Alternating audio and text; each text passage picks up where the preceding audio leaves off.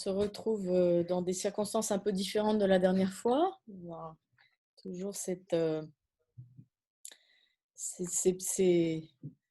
impondérables organisationnels qui sont liés à notre grande crise sanitaire mondiale.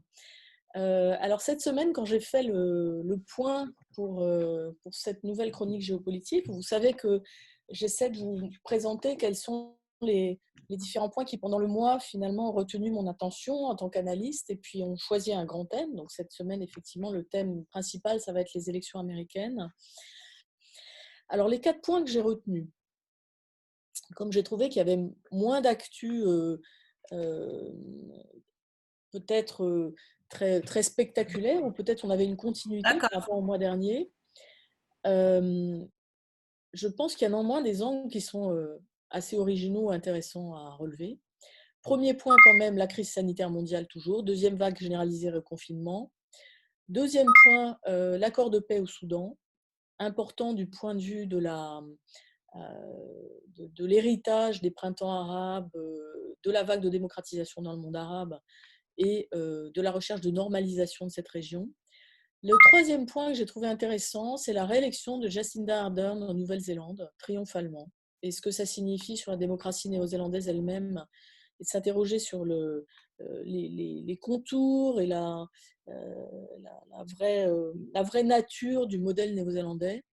Le quatrième point, c'est le retour du terrorisme islamique et la façon dont ça travaille, ça fracture nos sociétés, et très particulièrement la société française, puisque moi, depuis 15 jours, je suis tout le temps sur ce front de l'explication, euh, de la pédagogie pour essayer de tenter de faire comprendre les positions du gouvernement français à l'extérieur en interface avec des pays musulmans, arabes, turcs.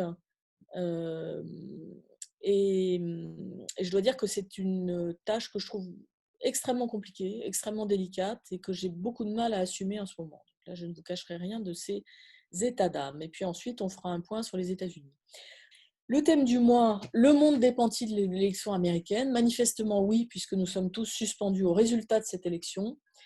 Euh, cette élection qui a l'air de se jouer à très peu, à un poil, est-ce qu'elle se joue vraiment à si peu que ça? Peut-être que le poil, ça va être tout simplement le refus des règles du jeu par Donald Trump.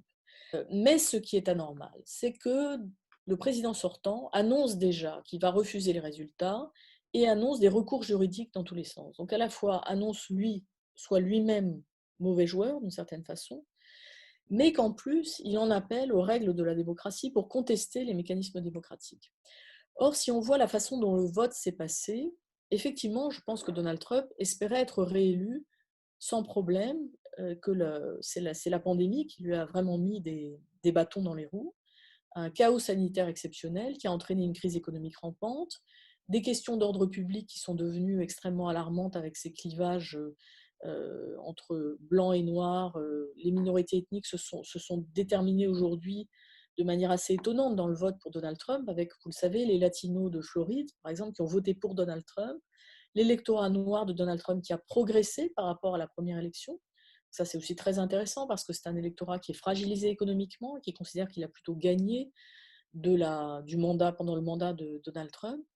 Ce que me renvoie énormément de mes partenaires américains, c'est que d'abord, l'état de la démocratie américaine étant tout à fait catastrophique, les clivages au sein du pays étant extrêmement inquiétants, ça sera la première tâche du président américain de rétablir une forme d'unité, de s'occuper de son pays, avant de définir des priorités extérieures.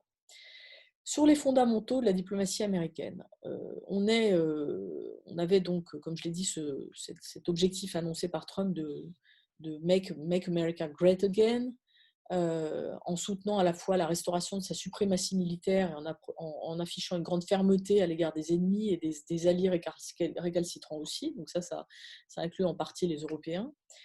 Et puis aussi l'idée de mettre fin aux engagements militaires considérés comme inutiles au Moyen-Orient. Tout cet agenda, c'est un agenda qui rompt avec le mythe d'un ordre international libéral fondé sur une extension inéluctable et infinie de la démocratie et sur les bienfaits de la mondialisation économique. Donc là, sur ce plan-là, Trump a complètement mis en place cet agenda. C'est perçu chez nous comme une forme d'isolationnisme, mais en réalité, les États-Unis sont toujours présents dans ce bras de fer que je désignais avec la Chine tout à l'heure, pour se faire respecter quand ils considèrent qu'ils doivent se faire entendre. Et Trump a eu aussi une diplomatie extrêmement active, notamment au Moyen-Orient, où on voit cette capacité à mener à bien notamment la normalisation avec Israël dont j'ai parlé tout à l'heure. Donc, on a eu des victoires diplomatiques, peut-être à court terme, peut-être tout court, qui ont été engrangées par Trump. Alors, que sera ce monde? Je constate qu'on a une crise des systèmes d'alliance qui est telle que énormément de tribunes ces derniers jours titraient sur vivre sans les États-Unis. Le monde sans les États-Unis. Comment l'Europe peut se déterminer sans les États-Unis? Et donc, je crains que le divorce qui a été prononcé par Trump soit quasiment acté. Et je crois qu'aujourd'hui, on va avoir, ça c'est peut-être une bonne nouvelle, un effort qui va être beaucoup plus important, notamment de l'Union européenne, pour prendre son destin en main, car elle sait qu'elle sera dans l'incapacité de compter systématiquement sur les États-Unis, à la fois pour sa défense et puis pour signer des accords économiques qui pourraient éventuellement se faire à son profit, en tout cas qui pourraient améliorer le niveau de bien-être des populations européennes aussi.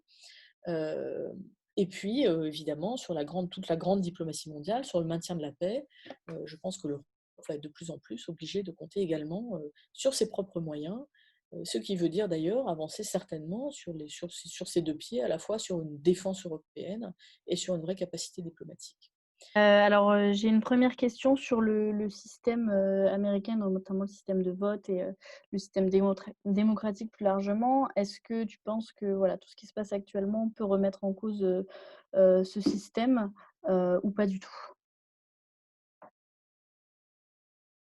Je pense que les institutions américaines sont extrêmement solides, mais je pense que les batailles juridique qui s'annonce, c'est-à-dire effectivement, si Trump saisit la Cour suprême, vous savez qu'il a fait confirmer, comme je disais la dernière fois, une juge en sa faveur, qui n'a pas forcément d'ailleurs exprimé des opinions spécifiques là sur la question du vote, hein, qui n'a pas démontré qu'elle serait systématiquement pro-Trump sur cette question.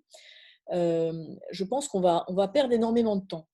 Et je pense que toute cette perte de temps, elle nourrit un désabusement très fort vis-à-vis de la démocratie aux États-Unis et elle nous fait perdre beaucoup de temps à tous pour réparer ce rapport avec les États-Unis dont je parlais tout à l'heure. Parce que la démocratie américaine, c'est à la fois euh, un exemple en principe, alors un exemple très scruté, très critiqué évidemment, et très critiqué aussi parce qu'on sait que sur l'agenda extérieur des États-Unis, il y a énormément de choses qui relèvent du pur rapport de puissance et de la défense stricte des intérêts américains et pas du tout d'une sorte de bonne volonté innocente de répandre le bien, contrairement à ce que nous disent les États-Unis. Donc la démocratie américaine est très critiquée. Mais néanmoins, c'est une très grande démocratie, une démocratie très ancienne, et donc ça veut dire que par effet de comparaison, comme là, on a déjà subi la crise de la démocratie modèle, qui est le Royaume-Uni, et qui est entré là vraiment dans une séquence de crise dont on ne voit pas la fin pour le moment. Tu as dit quelques mots, dans ton développement sur l'OTAN et le devenir de l'OTAN, si Joe Biden venait à être élu. Est-ce que tu peux nous en dire plus? Est-ce que Joe Biden peut arriver à reconstruire, l'OTAN? Et d'ailleurs, est-ce que les Américains ont intérêt à conserver l'OTAN et à poursuivre avec cette organisation? Alors, je pense que je l'avais dit lors de la dernière chronique, j'ai été très frappée. La première fois que je l'ai entendu, c'était quand même la douche froide, hein. Les analystes américains nous disent ah bah, si Trump est élu, les États-Unis sortent de l'OTAN. Bon, ok, donc là, de certaine façon, la question est réglée. Ça fait un an que j'observe que la première crise, la première raison de crise à l'OTAN, alors qu'on me pose toujours la question sur l'attitude de la Turquie, aujourd'hui sur le bras de fer entre la France et la Turquie, la première raison de la crise de l'OTAN, c'est évidemment l'attitude erratique des États-Unis, leur mauvaise volonté à maintenir des objectifs stratégiques communs. L'OTAN est dans une crise de toute façon structurelle qui qui vient du fait que cette organisation date de la guerre froide, qu'aujourd'hui les grandes lignes de clivage internationaux sont différentes. Elle pourrait avoir pour vocation de travailler sur les frontières européennes en, en interface avec le Moyen-Orient. Or là, on a ce problème avec la Turquie, dont l'attitude est extrêmement ambivalente et qui poursuit elle-même ses propres intérêts nationaux dans la région. La France, qui a aussi une politique très active de défense de ses propres intérêts en Méditerranée et au Moyen-Orient. Donc évidemment, on va avoir beaucoup de mal à se remettre d'accord sur de nouveaux objectifs stratégiques. Néanmoins, je pense que l'OTAN en tant qu'institution, c'est un peu comme ce que je disais sur la démocratie américaine tout à l'heure, est une institution très solide parce que c'est une enceinte de dialogue politique transatlantique. C'est la première enceinte de dialogue politique transatlantique. Donc je suis persuadée que si Joe Biden est élu, le premier sujet sera de rétablir la confiance au sein de l'OTAN et d'essayer de travailler ensemble sur des objectifs communs. Sur ce que tu disais au début dans la revue d'actualité, sur le retour du terrorisme islamiste.